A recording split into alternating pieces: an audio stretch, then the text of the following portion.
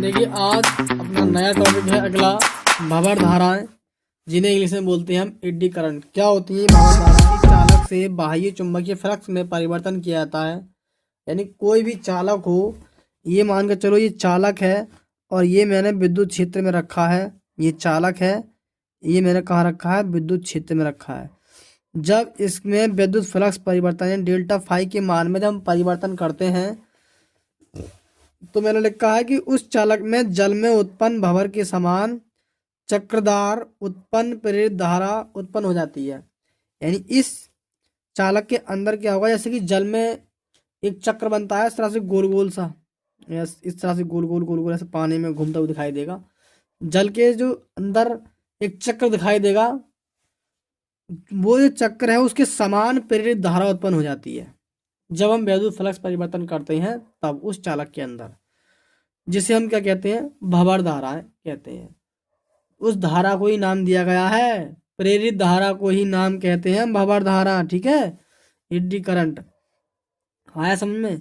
जब किसी चालक में चुंबकीय फ्लक्स परिवर्तन किया जाता है, कोई भी चालक ले लो, उसके अंदर चुंबकीय फ्लक्स परिवर्तन जब करोगे तो उसके अंदर क्या होगा?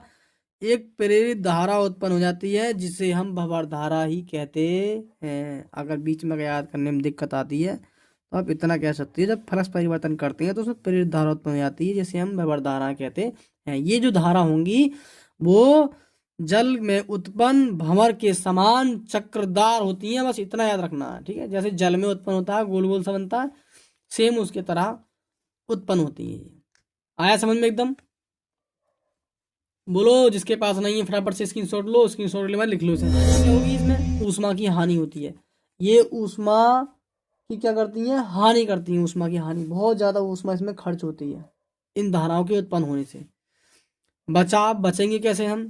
तो नर्म लोहे की बनी पटलित कुंडली, जैसे कि ट्रांसफार्मर देखा होगा, उसके अंदर छोटे छोटे जितने भी इलेक्ट्रॉनिक चीजें होती हैं उनके अंदर छोटा सा ट्रांसफार्मर बन के आता है। इसके अंदर ई और आई, एक आई और ई शेप की कुंडली, मतलब लोहे की पत्ती लगी होती हैं, उन पत्तियों को बना करके बनाई जाती है। उसके अंदर क्या करते हैं? तांबे की कॉइल को लपेट कर बनाते हैं हम। तो उसमें लोहे की, नरम लोहे की क्या लगाते हैं? पटली लगाते हैं। क्यों लगाते हैं? क्योंकि हम प्रतिरोध बढ़ाते हैं। देखो हमने ये फॉर्मूला पढ़ा है, आई बराबर बी बटे आर, आई बराबर बी बटे आर। अब इसमें वोल्ट की तो बात कहीं ना कर रहा है, तो ये बात कर रहा है। देखो आई, अगर मैं बी को हटाऊंगा तो ये बन जाएगा 1/r। आई समानुपाती 1/r, यानी आर का मान बढ़ेगा, प्रतिरोध जब बढ़ेगा तो धारा घट जाएगी, और जब प्रतिरोध कम होगा तो धारा ज्यादा हो जाएगी। यानी ये क्या है मेरे पास? आई, यहाँ पर इस टॉपिक के लिए यहाँ पे ये है भंवर धारा। ठीक है, ओ भंवर धारा क्या दूं? या प्रेरित धारा। दूसरी बात एक बार बता दूं आपके लिए, भंवर धारा का दूसरा नाम फोको धारा भी है। इसका नाम क्या है? फोको धारा भी कहते हैं इसे हम, फोको धारा, क्योंकि ये फोको वैज्ञानिक ने सर्च करी थी।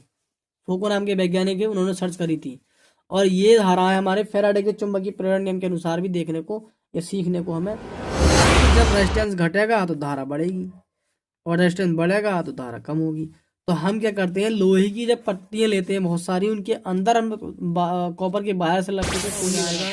जब रेजिस्टेंस ज्यादा हो जाएगा तो धारा हमारी कम हो जाएंगी, धारा कम हो जाएंगी। तो धारा कम हो जाएंगी तो ऊष्मा क्या होगी? खपत कम होगी, ऊष्मा की क्या होगी? हमें बचत हो जाएगी। ठीक, अगला उपयोग है। उपयोग में कहाँ कहाँ उपयोग करते हैं? चलकुंडी धारा मापी में इसका उपयोग करते हैं, जितनी भी मोटर वगैरह बनती हैं। प्रेरण भट्टियों में इसका उपयोग करते हैं। विद्युत ब्रेक में काम करती है ये, जैसे कि रेलगाड़ी वगैरह होती हैं। आया टॉपिक समझ में?